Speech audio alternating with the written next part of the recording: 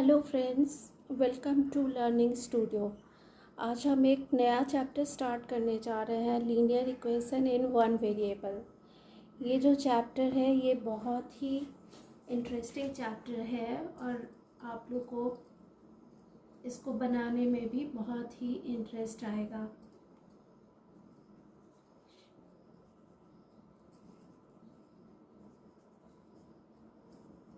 Linear equation in one variable, तो इसमें कुछ टर्म्स हैं जो कि जानना बहुत ज़रूरी है। तो पहला टर्म तो है, और आपने पहले क्लास में जैसे 6 या 7 में कुछ टर्म्स पढ़े होंगे, जैसे वेरिएबल किसको बोलते हैं, वेरिएबल क्या चीज़ होता है। तो वेरिएबल जो वो होता है जिसका क्वांटिटी जो है वेरी करे। सपोज़ कोई भी अगर नंबर है उसके साथ कोई भी अगर लिटरल जुड़ा हो, XYZ या ABC, तो ये जो X है ये जो है मिला करके ये हो गया वेरिएबल, और इसका जो वैल्यू है वो वेरी करेगा, तो इसको बोलेंगे वेरिएबल। और सेकंड आता है कि क्या चीज़, एक्सप्रेशन क्या होते हैं। जो अलजेब्रिक एक्सप्रेशन होते हैं, अलजेब्रिक एक्सप्रेशन जो है वो क्या चीज़ होता है। तो अलजेब्रिक एक्सप्रेशन जो है सिंपली एक स्टेटमेंट जब हम लोग लिखते हैं कुछ भी, अगर उसमें कुछ मैथमेटिकल ऑपरेशन को इंक्लूड करके, मतलब एडिशन, सब्ट्रैक्शन, मल्टीप्लिकेशन और डिवीज़न, ये सब जो इंक्लूड कर देते हैं और एक स्टेटमेंट हम लोग जब लिखेंगे तो इसको एक्सप्रेशन बोलेंगे। फॉर एग्ज़ाम्पल, अगर हम लोग लिखें 2x - 5 या फिर 2a + 3 या फिर 7 - 6m, कोई सा भी, तो ये सब क्या है, ये सब अलग अलग जो है वो स्टेटमेंट है, मतलब अलजेब्रिक एक्सप्रेशन इसको बोलेंगे। फिर थर्ड आता है कि अलजेब्रिक एक्सप्रेशन हो गया, वेरिएबल हो गया। एक चीज़ और था, वेरिएबल के बाद कांस्टेंट किसको बोलते हैं। तो कांस्टेंट किसको बोलते हैं, जो सिंपली जो नंबर होगा हमारा एक्सप्रेशन के साथ, आप लोग देख सकते हैं कि कुछ भी जो सिंपली नंबर है उसको कांस्टेंट बोलेंगे, जिसका जो वैल्यू है वो चेंज नहीं होगा, जो पूरा उसका जो मैथ्स है उसमें उसका वैल्यू चेंज नहीं होगा। इस एक्सप्रेशन में जो ये 5 है उसको बोलेंगे हम लोग कांस्टेंट, और 2x जो है 2x को क्या बोलेंगे हम लोग, वेरिएबल बोलेंगे, और ये पूरे को क्या बोलेंगे, अलजेब्रिक एक्सप्रेशन हो गया ये। और थर्ड नंबर में आता है इक्वेशन क्या चीज़ है। अलजेब्रिक इक्वेशन क्या है, इक्वेशन कहने का मतलब कि अलजेब्रिक इक्वेशन क्या चीज़ होता है। तो अलजेब्रिक इक्वेशन वो होता है जब किसी भी दो अलजेब्रिक जब हम लोग एक्सप्रेशन का इक्वलिटी ये करते हैं, चेक करते हैं, तब उसको हम लोग इक्वेशन बोलते हैं। मान लीजिए किसी भी कोई भी दो अलजेब्रिक एक्सप्रेशन हम लोग लिखे, तो उसको इक्वलिटी चेक करने के लिए, सपोज़ कोई सा भी अगर एग्ज़ाम्पल ले लें, अगर मान लीजिए एक स्टेटमेंट लिख दिए 2x + 18 = 3x, तो ये जो हम लिखे, तो ये हमारा अलग अलग दो हम लोग एक्सप्रेशन लिख रहे हैं या स्टेटमेंट लिख रहे हैं, अलजेब्रिक एक्सप्रेशन हुआ, तो दो अलग अलग एक्सप्रेशन का इक्वलिटी जब चेक करेंगे तब इसको बोलेंगे हम लोग अलजेब्रिक इक्वेशन। तो ये चीज़ हो गया अलजेब्रिक इक्वेशन। अब ये चीज़ आ गया, अब उसके बाद क्या पढ़ेंगे कि अब लीनियर इक्वेशन क्या होता है। अब तो पता चल गया कि इक्वेशन क्या चीज़ है, तो अब हमारा आता है कि लीनियर इक्वेशन क्या होता है, जो कि हमारे चैप्टर का टॉपिक है। तो लीनियर इक्वेशन कहने का मतलब कि ऐसा इक्वेशन जिसमें कि वेरिएबल का सिर्फ एक ही पावर हो, जो पावर ऑफ वेरिएबल जो रहेगा इक्वेशन में, power of variable should be 1 होगा।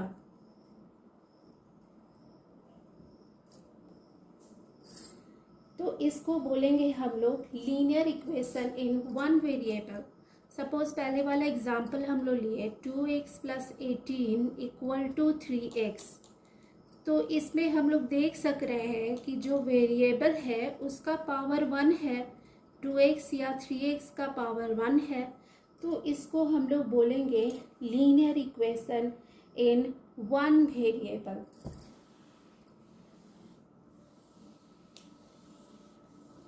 नेक्स्ट आता है कि सॉल्यूशन और रूट ऑफ एन इक्वेशन क्या होता है। सॉल्यूशन और रूट ऑफ एन इक्वेशन, ये क्या चीज़ होता है। तो जब वेरिएबल का कोई एक वैल्यू जो कि सेटिस्फाई करे इक्वेशन को, उसको उस वैल्यू को हम लोग बोलेंगे सॉल्यूशन या रूट ऑफ इक्वेशन। मान लीजिए कोई भी, जैसे हम लोग एग्जाम्पल के थ्रू समझे 3x = 2x + 18, ये हमारा एग्जाम्पल है। सपोज कीजिए, तब इस पर क्या करेंगे, इसको कैसे बनाते हैं हम लोग, या तो ट्रांसपोजिशन से या बैलेंसिंग मेथड से, कुछ भी। सपोज यहाँ पे क्या किए, 2x को इस तरफ ले आए, इस तरफ, दैट मीन्स LHS साइड, ये हो गया LHS साइड मतलब लेफ्ट हैंड साइड। और इसको बोलेंगे हम लोग RHS साइड मतलब राइट हैंड साइड। तो सपोज कीजिए ये 2x को हम लोग LHS साइड में लाते हैं, तब क्या होगा, 3x - 2x = 18। दैट मीन्स कि यहाँ 3x - 2x क्या बच जाएगा, x बच गया, = 18। तो ये जो x का वैल्यू निकला 18, अब ये x का वैल्यू 18 निकला, तो ऐसा वैल्यू जो कि इस इक्वेशन को सेटिस्फाई कर रहा है, तो इसको बोलेंगे हम लोग सॉल्यूशन और रूट ऑफ द इक्वेशन। तो ये चीज़ हो गया सॉल्यूशन और रूट ऑफ द इक्वेशन। इस चैप्टर में बस यही सब थोड़ा बहुत जो टॉपिक है उसको ध्यान देने लायक है। उसके बाद सिंपली हम लोग सॉल्व करेंगे एक्सरसाइज। सपोज हम लोग एक्सरसाइज 2.1 NCERT किताब है जो आप लोग के स्कूल में चलता है। एक्सरसाइज 2.1 का हम लोग सपोज कीजिए 2 नंबर प्रॉब्लम लेते हैं। 5t - 3 = 3t - 5। इसको सिर्फ सॉल्व करना है। हमको क्वेश्चन में बोला है कि solve the following equation and check your result. इसमें चेक भी करना है, इसको सॉल्व भी करना है एंड चेक भी करना है। ओके, तो फर्स्ट हम लोग सॉल्व करते हैं। क्या करेंगे, ट्रांसपोजिशन मेथड लगा देते हैं सिंपली। तो 5t है, यहाँ पे 5t ही लिखे, फिर राइट हैंड साइड से क्या किए, 3t को इस तरफ ले आए, तो इसका साइन प्लस है तो -3t हो जाएगा। और इक्वल टू साइन के बाहर हमारा इस -3 को इक्वल टू साइन के उस तरफ ले जाएंगे, माने राइट हैंड साइड ले जाएंगे, तब क्या हो जाएगा, 3 का साइन पॉजिटिव हो जाएगा, दैट मीन्स 3 पॉजिटिव हो जाएगा, और 5 का साइन तो माइनस है ही। नेक्स्ट 5t - 3t कितना हो जाएगा, 2t इक्वल टू, यहाँ क्या बच जाएगा, 3 - 5 है, दैट मीन्स कि 5 में से 3 तो हम लोग सब्ट्रैक्ट किए तो 2 बचा, तो 2 तो ठीक है, लेकिन इसका साइन क्या हो जाएगा, नेगेटिव हो जाएगा। क्यों, क्योंकि 5 जो है वो बड़ा है 3 से, तो हम लोग ऑलवेज क्या करते हैं, जो बड़ा नंबर होता है उसी का साइन हम लोग लिखते हैं। तो यहाँ पे -2 हो गया। नेक्स्ट आ गया t = हम लोग अब निकाल दिए, -2 डिवाइडेड बाई 2 हो जाएगा, ये कैंसिल हो गया, तो यहाँ पे हो गया -1। अब t का वैल्यू हमारा आ गया -1। अब हम लोग को चेक करने बोल रहा है, दैट मीन्स कि हम लोग को वेरीफाई करना है कि LHS = RHS होता है कि नहीं। तो LHS ले लेते हैं सिंपली, और LHS में क्या था 5t minus 3, that means 5 into T का वैल्यू पुट कर दिए -1 और -3 दिया हुआ है इक्वल टू, इसमें LHS पहले निकाल लेते हैं, इक्वल टू क्या हो जाएगा 5 इंटू -1 दैट इज -5 और -3 कितना हो गया -8 हो गया। उसके बाद नेक्स्ट हम लोग RHS में हम लोग देख रहे हैं कि क्या हो रहा है। RHS में क्या था 3t माइनस 5 था, तो 3 इंटू -1 -5, तब ये क्या हो जाएगा 3 इंटू 1 3 ही रहेगा, लेकिन साइन माइनस का होगा -3 -5 दैट इज ये भी क्या हो जाएगा -8 हो जाएगा। तब हम लोग यहाँ से देख रहे हैं कि LHS is equal to RHS हमारा वैल्यू सेम निकल रहा है। दैट मीन्स कि LHS is equal to RHS ये हमारा वेरीफाई हो रहा है। इसका मतलब कि t इज इक्वल टू -1 ये हमारा आंसर सही निकला है। अब नेक्स्ट हम लोग कोई क्वेश्चन ले लेते हैं।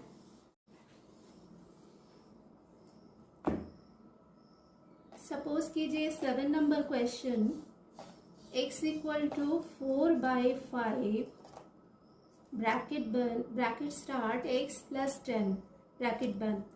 अब ये जो नंबर है x equal to 4/5 into x plus 10, अब इस पर क्या करेंगे, तो यहाँ से हम लोग क्या करेंगे, ये जो 5 है इसको क्रॉस मल्टीप्लाई करके इधर भी ला सकते हैं हम लोग। तो इसको क्या किए 5 को इस तरफ ले आए, तो 5 इंटू एक्स हो गया इक्वल टू, अब 4 को वहीं पे रहने दिए, 4 इंटू एक्स प्लस 10 ही रहने दिए। अब 5x इज इक्वल टू क्या हो जाएगा 4x प्लस 40 हो जाएगा। देन 5x, अब क्या करेंगे कि ये 4x है तो 5x के पास ले आएंगे, क्योंकि ये वेरिएबल x को पास में ले आए, तो 5x minus 4x equal to 40 है। इसके बाद क्या हो जाएगा x बच जाएगा यहाँ पे is equal to 40। This is the answer. इसी तरह आप लोग कुछ क्वेश्चन बनाने का कोशिश करिएगा, और जो नहीं समझ में आए प्लीज़ कमेंट में ज़रूर उसको बताइएगा। ओके, फिर आज के लिए इतना ही काफ़ी है।